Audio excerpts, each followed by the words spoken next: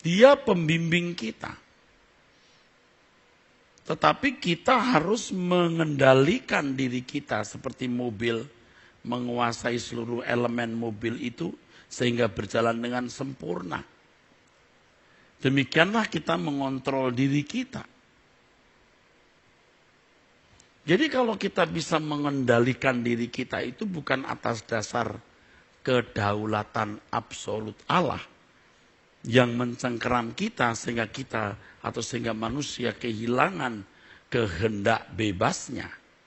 Tetapi kesediaan seseorang untuk hidup dalam penurutan terhadap apa yang Allah kehendaki. Dan untuk itu harus berlatih dan belajar seperti yang dikatakan Paulus menjadi tawanan roh. Kisah Rasul 20 ayat 22. Sehingga kita hidup di dalam penurutannya. Jadi kalau Paulus mengatakan hidupku bukan aku lagi tapi Kristus yang hidup di dalam aku. Bukan di dalam diri Paulus ada dua pribadi. Tetap pribadi Paulus yang mengikuti jejak gurunya. Saudara jadi pemarah atau tidak pemarah tergantung saudara. Saudara menjadi seorang yang bisa sabar atau tidak tergantung saudara. Nah sekarang kita tidak boleh lagi berkata, saya orangnya pemarah Pak, saya gak tahan kalau marah. Satu itu saja kelemahan saya, yang lain saya gak punya kelemahan. Ya tapi satu itu saya cukup membunuh. Orang banyak kelemahan, kalau saya gak Pak, cuma satu itu loh. Gak bisa nahan marah, saya ini gak sabar itu aja. Saya kira Tuhan maklum, enggak. Kok Tuhan maklum loh. Itu cukup membunuh saudara. Seperti Yesus, kita membiasakan diri menuruti kehendak Allah, menyangkali diri terus-menerus, sehingga membuahkan buah-buah roh. Dan di antara buah roh itu adalah self-control, mengendalikan diri. Sehingga menjadi tawanan roh. Saudara, sakit sekali loh orang yang nahan marah itu, sakit. Sakit, saudara. Saya seperti saudara juga manusia yang ada kelemahan, kekurangan. Termasuk ini, pemarah ini. Sekian ratus atau sekian ribu, kalau dianggap tidak berlebihan, saya kira tidak. Mantan-mantan mahasiswa saya tahu bagaimana karakter saya, saudara. Aduh, memalukan kalau cerita, saudara. Tapi mau diubah hari ini.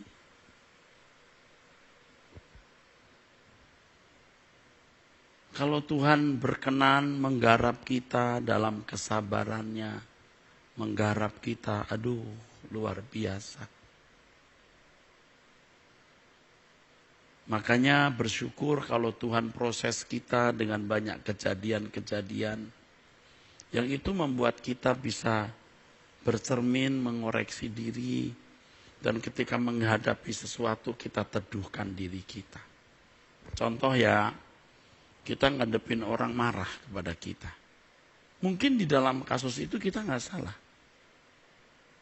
Nah, ini kesempatan kita marah dan merasa punya alasan untuk marah dan membalas kejahatan dengan kejahatan. Tetapi kita kan belajar di suara kebenaran nih ya. Wanita suara kebenaran ya. Khususnya wanita-wanita dari Rehobot, Kelapa Gading. Ayo kita belajar meneduhkan diri ketika orang itu marah. Kita meneduhkan diri dulu. Dengan meneduhkan diri kita meneduhkan dia.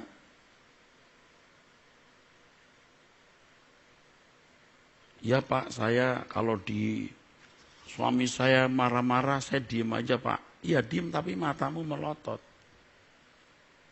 Itu kemarahan dalam bentuk lain. Suami marah, Anda diem ibu-ibu, tapi marahnya melotot. Melotot. Atau buang muka, sama.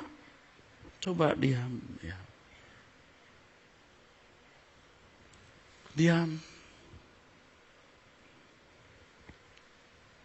Nggak usah, diem pap, diem, jangan sampai saya marah nih pap. Loh,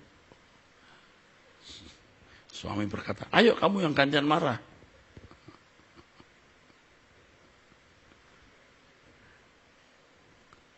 Saya udah diem nih pap, udah diem nih, jangan sampai saya marah. Loh,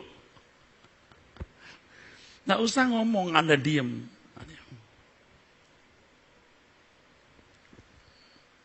Nggak usah bilang, Papa saya ini diem nih.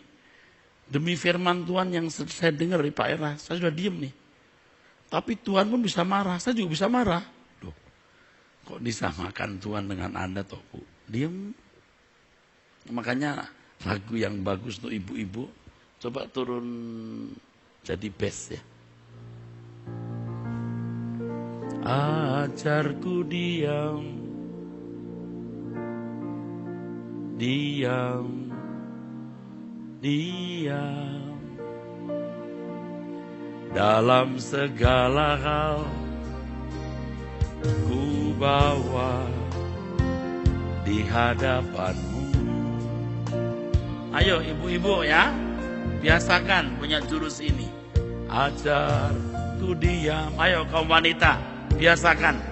Diam, tetap diam.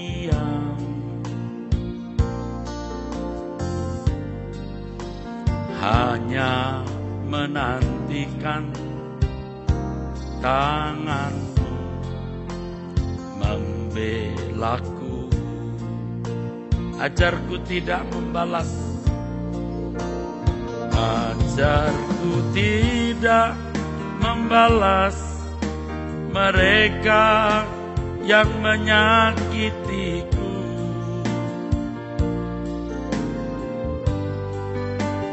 Seperti Yesus Tuhanku mengampuni dan selalu mengasihi.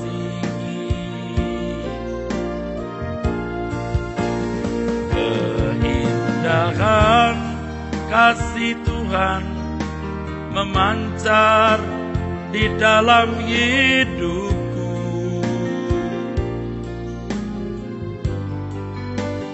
Menjadi saksi bagimu, nyatakan keagunganmu.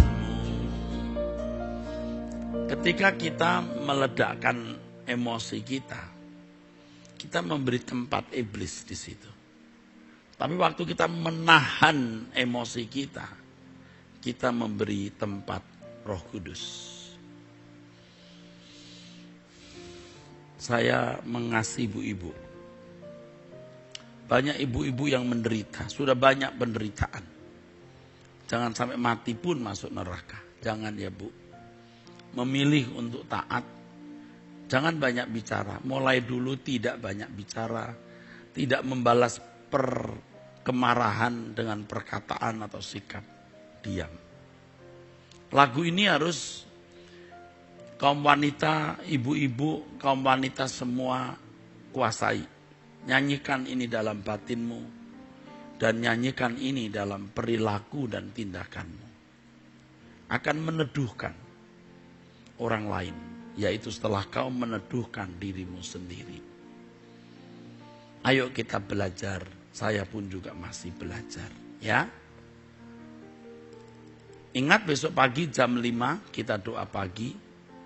Tadi sudah ditunjukkan ID dan passcode-nya doa pagi. Lalu doa malam seperti biasa yang didahului dengan PA hari Jumat.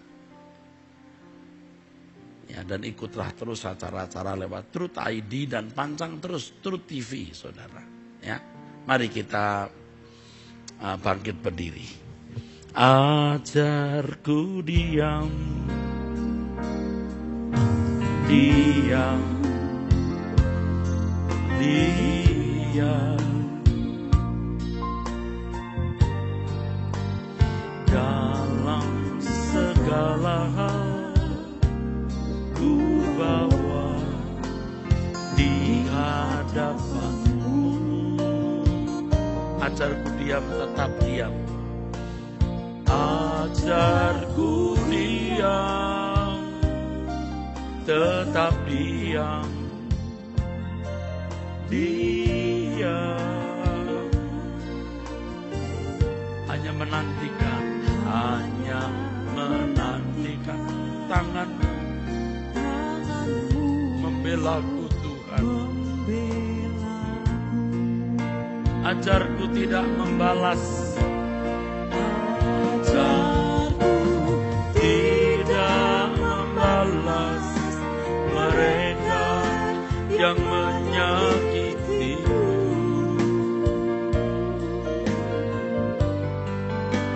Seperti Yesus Tuhanku mengampuni dan selalu mengasihi. Indah kasih Tuhan memancar di dalam hidupku, menjadi saksi bagimu, nyatakan keagungan. Mari ibu-ibu, engkau yang sedang menjerit karena tekanan, karena masalah, angkat tanganmu ke atas bersama saya. Bapa, rasanya kami berkata lelah, capek, dan kalau bisa segera diakhiri. Tetapi kalau semua ini mendatangkan kedewasaan kami, penyempurnaan kami mau jalani, kami mau lewati dengan baik dan menghasilkan kedewasaan. Aku mengangkat tangan di hadapan-Mu Bapa, Elohim Yahweh Allah Israel, menyerahkan setiap kaum ibu, kaum wanita yang juga mengangkat tangan. Bapa, sebagai gembala kecil, gembala jemaat, aku bertanggung jawab keselamatan mereka. Aku mohon Engkau menolong, melindungi, menjaga, memberikan malaikat-malaikat pelindung, malaikat yang kudus dari surga atas setiap kaum ibu, kaum wanita ini, membungkus dengan kuasa darah Yesus dan memberkati mereka. Ibu-ibu, kaum wanita, terimalah berkat ini, dan semua bapak-bapak yang mengangkat tangan. Berkat dari Allah Bapa di surga turun atasmu dalam nama Tuhan Yesus Kristus. Amin. Tuhan memberkati.